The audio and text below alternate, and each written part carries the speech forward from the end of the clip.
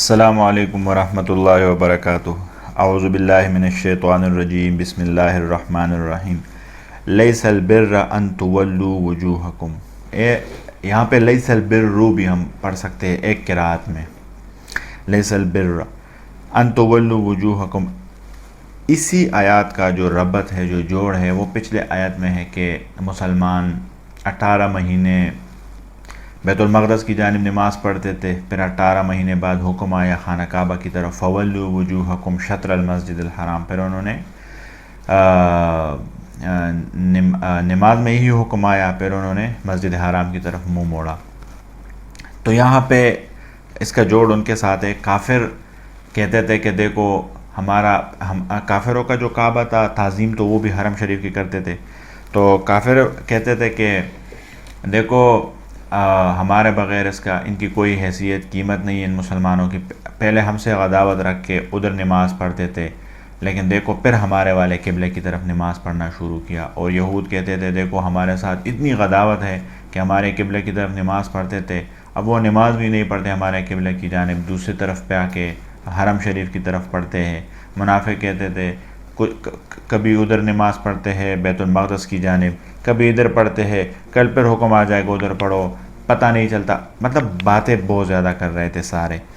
تو اس کے بارے میں وہ کنسیپٹ کلیئر کرنے کے لیے آیا، لیس البر ان تولوا وجوہکم، کہ کوئی نیکی نہیں ہے کہ تم لوگ ان تولوا وجوہکم، کہ تم لوگ پیر دو اپنا منہ، اپنا چہرہ، قبل المشرق والمغرب، مغرب کی طرف یا مشرق کی طرف، اس میں کوئی کافروں کی طرف ہے، کوئی تم لوگوں کا اس میں کوئی نہیں ہے، اس میں کوئی نیکی نہیں ہے۔ ولیکن البر، لیکن بڑی نیکی کیا ہے، من آمن باللہ، جو ایمان لائے اللہ تعالیٰ پہ، اللہ پہ ایمان لائے، وہ نیکی ہے، والیوم الآخر، اور آخرت پر۔ من آمنا مبدا ہے، والیوم الآخر معاد ہے، ابتدا انتہا سمجھے۔ اس کے درمیان کیا ہے؟ پہلا سٹیپ ایمان اور آخری سٹیپ آخرت ہے، تو اس کے درمیان کیا ہے؟ ایمان کے بتا رہا ہے، جو ایمان لائے اللہ پر، آخرت پر، اور والملائکۃ، ملائکہ پر ایمان لائے، ملائکہ مان لے، والکتاب، اور کتابوں پر جتنے صحیفے کتابیں گزری ہے سب کو مانے، تسلیم کرے، والنبیین، اور سارے انبیاء کو بھی مانے، وآت المال، اور وہ دے دے مال، علی حبہ، جس سے وہ محبت کرتا، مطلب جوانی میں انسان کو ضرورت ہوتی ہے مال کا، تو جوانی میں ہی وہ صدقہ کرے، یا وہ مال جس کے ساتھ وہ صدقہ کرتا ہو، محبت کرتا ہو، وہی وہ اللہ کے راستے میں دے دے، ذوی القربہ، رشتہ داروں کو۔ اب یہاں پہ کچھ لوگ بڑے سخی بنتے ہیں، غنی بنتے ہیں، تو مال دیتے ہیں لیکن اپنے رشتہ داروں میں نہیں دیتے، جا کے دور کسی جا کے غریب کو دیتا ہے، کہ ثواب ہے، بالکل ثواب ہے، لیکن پہلے کہتے ہیں جی ہم نظر سے ڈرتے ہیں، اگر ہم اپنے لوگوں کو دے دیں تو یہ دوسرے دن ہم سے پیسے مانگیں گے، یا یہ دوسرے دن ہم سے،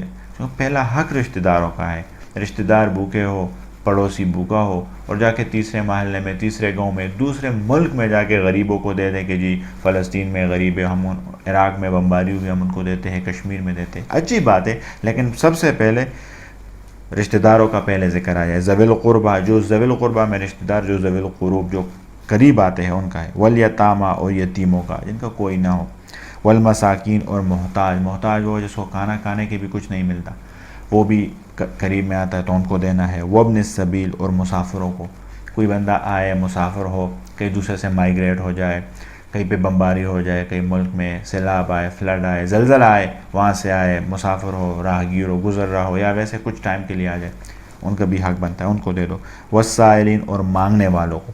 اب دیکھو مانگنے والے کے مراد ہے اصلاح خلق، وہ جو مانگتا ہو لیکن لوگوں کو اصلاح کے لیے، مسجد میں آ جائے مانگتا ہے، یا کہیں گھر پہ آ جائے کسی سے مانگتا ہے جی ہمیں پیسے دے دو، وہاں پہ کوئی ہاسپٹل ہم نے بنانا ہے غریب لوگوں کے لیے، کوئی فرسٹ ایڈ کی ڈسپینسری بنانی ہے، کوئی کنواں بنانا ہے، بور کرنا ہے، پانی کا مسئلہ ہے کچھ علاقوں میں، ان کے لیے یہ اصلاح خلق ہے، یہ سائلین، مانگنے والے سے یہ مراد ہے، یہ نہیں جو روڈوں پہ پھرتے ہیں، جو عورت، یہ سارے کاروباری لوگ ہوتے ہیں، ان کو دے کے ان کے ساتھ تعاون علی الاسم ہے، گناہ میں ان کے ساتھ شرکت کرنا ہے، ان کو بڑھاوا دینا ہے، ان کو آپ پیسے دے دیں گے ان کی امید پیدا ہو جائے گی کہ یار اس نے دے دیا یہ دوسرا بھی دے دے گا، وہ دے دے گا تیسرا بھی دے دے گا، اس طرح وہ پیسہ لیتا ہے، نہ کام کرتے ہیں، نہ کاج اوپر غلط کام کرتے ہیں اس پہ۔ ان میں جو لڑکے ہوتے شراب پیتے نشہ کرتے سب کو پتہ ہے. تو اس سائلین مانگنے والوں سے یہ نہیں مراد اصلاح خلق کا قید ہے، جو لوگوں کے اصلاح کے لیے مسجد بنا رہا ہو، مدرسہ بنا رہا ہو، لوگوں کے لیے کوئی پناہ گاہ بنا رہا ہو. ہمارا ایک دوست ہے نجیب صاحب، وہ اس کا بچہ اللہ اس کو درجات دے چھوٹا تھا، فوت ہوا کینسر سے. تو وہ ڈونیشن لوگوں کو جاتا ہے، لوگوں کے لیے پیسے لیتا ہے، کئی پیسے لے کے کسی کا ویل چیئر نہ ہو تو اس کو ویل چیئر، لوگوں سے پرائے لوگوں کے لیے جانتا بھی نہ ہو اور بیچارہ لوگ مانگتا ہے لوگوں سے، جا کے اس کے سامنے جھکتا ہے پیسے دے دو، ہم نے یہ کام کرنا ہے، یہ کام کرنا ہے. یہ اصلاح خلق ہے، ایسے لوگوں کو دینا چاہیے. وہ پھر رکاب اور گردنیں چڑھانے میں یہ ہے کہ کوئی جیسے لاسٹ ٹائم رشیا نے جب افغانستان پہ وار کیا تھا تو وہاں پہ ہمارے کوئی پاکستانی بھی قیدی بنے تھے، تو ان کو ایک بندے کو ہمارے استاد فرماتے تھے ایک بندے کے وہ 3 لاکھ روپے مانگتے تھے. اس ٹائم پہ 2-4 روپے تو کلو چینی ہوتا تھا اس ٹائم، کسی کی سرکاری سیلری بھی 6,000-5,000 روپے سیلری ہوتا تھا، تو 3 لاکھ روپے کی بڑی حیثیت تھی. تو 3 لاکھ روپے وہ مانگتے تھے ایک گردن کے چڑھانے میں. تو یہ جو قیدی بن جاتے ہیں ان کو چھڑانے میں ان کا بھی امداد کر سکتے ہیں. وہ اقام الصلاۃ اور نماز قائم کرنا، وہ آت الزکوٰۃ اور زکوٰۃ دینا. اب یہ پچھلے جتنے آئے کہ قریب رشتہ داروں کو دینا ہے، یتیموں کو دینا ہے، مسکینوں کو دینا ہے، وہ ابن السبیل راس مسافروں کو دینا ہے، مانگنے والوں کو دینا ہے، گردنیں چڑھانے والوں کو دینا ہے، یہ زکوٰۃ کے علاوہ ہے. زکوٰۃ بھی دے دے تو بھی ٹھیک ہے، لیکن زکوٰۃ سے علاوہ ہے کہ وہ کر دے. زکوٰۃ تو فرض ہے، جیسے نماز فرض ہے، زکوٰۃ تو فرض ہے، وہ تو لازمی کرے گا. والموفون اور پورا کرے بعہدہم وعدہ، اذا عاہدوا جب کرے، جب کسی سے وعدہ کرے تو وہ پورا کرے. یہ صفات بیان کر رہے ہیں ایمان والوں کے. والصابرین اور صبر کرے، فی البأساء سختی پر، والضراء اور تکلیف پر، سختی آئے تکلیف آئے اس پر صبر کرے، یہ بھی مومنین کی نشانی ہے. وحین الباس اور لڑائی میں، لڑائی لڑتے ہیں، آرمی لڑتے ہیں، پیچھے ہٹتے نہیں، یہ بھاگتے نہیں ہیں، صبر کرے، ڈر جائے، مر گیا تو شہید ہو گیا، بچ گیا تو غازی ہو گیا، لیکن صبر کرنا ہے، صبر کا حکم ہے. کسی کا جوان بیٹا ہسبینڈ فوت ہو جائے، الٹی سیدھی باتیں نہیں کرنی ہے، صبر کرنا ہے، اللہ تعالیٰ کے صبر بس. اولئک الذین، اولئک الموصوفون بما ذکروا، یہ جو پیچھے من آمن باللہ والیوم الآخر سے لے کر وحین البأس تک، یہ جو درمیان کی جتنی کہانی، جتنے صفات آ گئے، یہ صفات کی طرف اشارہ ہے. بما ذکروا جو ذکر کیا گیا ہے، اولئک یہی صفات والے، الذین صدقوا یہی سچے لوگ ہیں، اولئک هم المتقون اور یہی لوگ تقوی والے ہیں، یہی لوگ پرہیزگار لوگ ہیں. یا ایھا الذین آمنوا، اے ایمان والو، کتب علیکم القصاص فرض کیا گیا ہے تم لوگوں پر قصاص، فی القتل جو قتل کرے. قصاص مطلب برابری ہے اور مقتول میں، جو کسی کو قتل کرے اس پر فرض کیا گیا ہے کہ وہ قصاص لیا جائے اسے. الحر بالحر آزاد کے بدلے آزاد، والعبد بالعبد غلام کے بدلے غلام، والانثى بالانثى اور عورت کے بدلے عورت. یہ ملت اسلامیہ کو مضبوط کرنے والا جو مسئلہ ہے وہ قصاص ہے. ملت اسلامیہ مضبوط کیسے ہوگی؟ یہ قصاص ہو، قصاص آئے گا تو سب کچھ ختم ہو جائے گا. کسی کی ہمت نہیں ہوتی کہ وہ غلط کام کرے، قصاص نہیں ہے تو پھر کچھ نہیں. اچھا، فمن عفی لہ، لیکن پھر بھی اگر مقتول کے جو ورثاء ہے، اگر وہ معاف کر دے، جو قاتل ہے ان کو معاف کر دے، من اخیہ اپنے بھائی جو اس کے ہے اس کو معاف کر دے، شیئن کسی چیز سے معاف کرنا، مطلب اسے کہتے ہیں یار ٹھیک ہے بس غلطی تھی آپ سے ہو گئی، بس ٹھیک ہے جاؤ، تو بھی ٹھیک ہے، پھر بھی معافی ہے. یا وہ کہے کہ ہاں ٹھیک ہے ہمیں پیسے دے دو، جرمانہ دے دو، ہمیں اتنے پیسے دے دو، پھر بھی ٹھیک ہے، پھر بھی صحیح ہے. فاتباع بالمعروف، پھر تابعداری کرے اس کا معروف اچائی کے ساتھ. وہ ادا الیہ باحسان اور ادا کرے اس کو اچھے طریقے سے. ذالک تخفیف، یہ اللہ نے نرمی رکھی ہے. یہود ہم سے پہلے جو تھے موسیٰ علیہ السلام کے دین پہ یا اس کے بعد جو اتنے یہود تھے اس میں یہ تخفیف والا نہیں تھا. جنہوں نے قتل کیا اس کو قتل کیا جائے گا، چاہے وہ معاف کرے یا نہ کرے، اور چاہے وہ کچھ پیسے دے دے، نہیں پیسے بھی ایکسیپٹیبل نہیں ہے، معاف کرنا بھی نہیں ہے، قتل ہی کرنا ہے اس کو. لیکن اللہ نے ہمارے لیے 2 راستے نکالے، یا تو ان کو سمجھائے بندہ کہ یار ایک غلطی تھی مجھ سے. اب گاڑی چلاتا ہے ایک بندہ، انہوں نے کسی کو مار دیا، یا وہ کسی نشانے کو مار رہا ہے بندوق سے اور جا کے کوئی بندہ مر گیا اس کا، اس طرح کی سچویشن آ جائے تو پھر اگر کوئی جا کے اس سے راضی نامہ کر لے، معافی کر لے، وہ مان جائیں گے تو پھر بھی ٹھیک ہے. نہیں مانتے، کہتے ہیں ہمیں نقصان دے دو، نقصان دے دو، ٹھیک ہے، پھر بھی ٹھیک ہے. ذالک تخفیف، یہ آسانی من ربکم، اللہ کی طرف سے، ورحمہ اور مہربانی ہے. فمن اعتدی بعد ذالک، اب اگر کسی نے زیادتی کی اس کے بعد، مطلب ایک شخص نے پہلے معاف کیا، یا اس کے الٹرنیٹ اس نے جا کے قصاص نہیں دیا لیکن انہوں نے پیسے لے لیے، پیسہ بھی لے لیا، بعد میں وہ سامنے آیا قاتل اور اس کو بھی مار دیا، شوٹ کیا اس کو، یہ زیادتی ہے. فلہ عذاب علیم، پھر اس بندے کے لیے دردناک عذاب ہے چونکہ انہوں نے غلط کام کیا. وَلَكُمْ فِي الْقِصَاصِ حَيَاتٌ، اللہ فرماتے ہیں قصاص میں تمہارے لیے حیات ہے، زندگی ہے. اب کیسے زندگی ہے؟ ایک بندے نے دوسرے کو مارا، وہ تو مر گیا، اب قصاص میں یہ بھی مر گیا، تو یہ دو تو مر گئے، تو حیات کیسی ہے، زندگی کیسی ہے؟ ہمارے استاد فرماتے تھے قندھار میں جب رشیا نے حملہ نہیں کیا تھا، طالبان کی حکومت تھی، یا رشیا والے بھاگ گئے، پھر بھی ہمارا استاد تھا وہاں پہ، وہ رہ چکا تھا، وہ کہتے تھے کہ قندھار میں رشیا والوں نے گراؤنڈ بنایا تھا، وہاں پہ ایک شخص کا انہوں نے قصاص کیا تھا.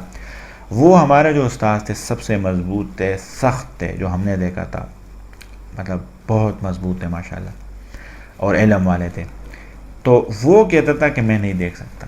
تو میرے جیسا بندہ کہاں، یا ہمارے جیسے کہاں، ہم تو گائے کو ذبح کرتے تو بھی نہیں دیکھ سکتے. کہتے تھے ایک شخص تھا، انہوں نے قتل کیا تھا، تو کوئی دو عورتیں تھیں، ان کا بھائی تھا یا ہسبینڈ تھا، تو ان کو بلا کر لے آیا اسی گراؤنڈ میں. تو کہہ رہا تھا ہمارے کوئی کراچی کے دوست، انہوں نے کہا چلو چلتے آج قصاص دیکھنے جاتے ہیں. پہلی دفعہ کہہ رہا میں گیا تو وہ ایک خوف تھا، ایک رعب تھا. قاضی آیا، پھر وہ جو طالبان تھے جو صحیح وہ آئے، پھر انہوں نے اس کو جو عورتیں تھیں ان کو ترغیب دے دی کہ دیکھو اگر تم نے ان کو معاف کیا تو وہ تو واپس نہیں آتا، لیکن ان کی جان ان کے لیے اتنا ہی کافی ہے. بہت سمجھایا، ان کے عفو درگزر کے کچھ واقعات ان کو سنائے. انہوں نے کہا نہیں، ہم نے ان کو ہی مارنا ہے، اس کے قصاص ہوگا، ہم نے نہیں چھوڑنا ہے اس کو.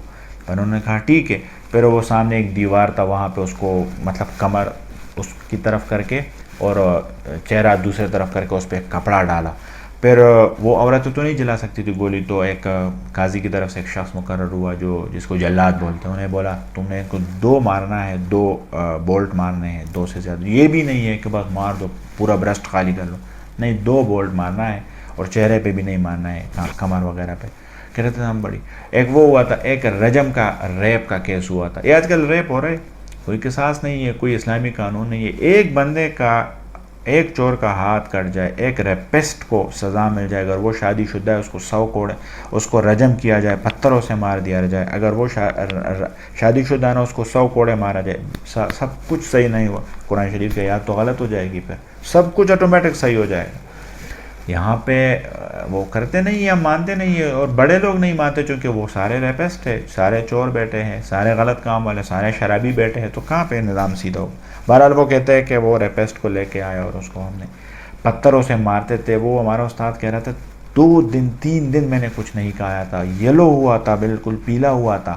اور وہ یاد آتا تو ایک سانپ کو ہم نہیں مار سکتے جب تھوڑا سا موٹا ہو، نہیں مرتا. تو وہ بندہ تھا، اس کو پتھروں سے مارتے تھے. پہلے اتنا دب گیا، پھر مر رہا تھا تو آگے دوڑنے لگا. وہ آگے دوڑ رہا تھا، پیچھے لوگ دوڑ کے مارتے. اب دیکھنے میں تو بڑا ظلم لگ رہا ہے کہ یار یہ کیسے مسلمان ہے، یہ کیسے طالبانی ہے، کہ تو جاہل ہے یہ وہ. لیکن ایک دفعہ جس نے کیا نا، وہ کہتے تھے اپنی بیوی کے ساتھ بستر پر ہو کے بھی سیکس بھول جاتے تھے. اتنا ایک خوف تھا اس میں. اسلام نے بتایا اس میں زندگی ہے. یا اولی الالباب، اے عقل والو، اللہ فرماتے ہیں عقل مندو، اس میں زندگی ہے.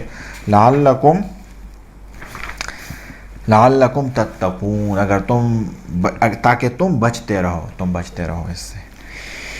اللہ ہم سب کو عمل کرنے کی توفیق دے دے. صدق اللہ العظیم.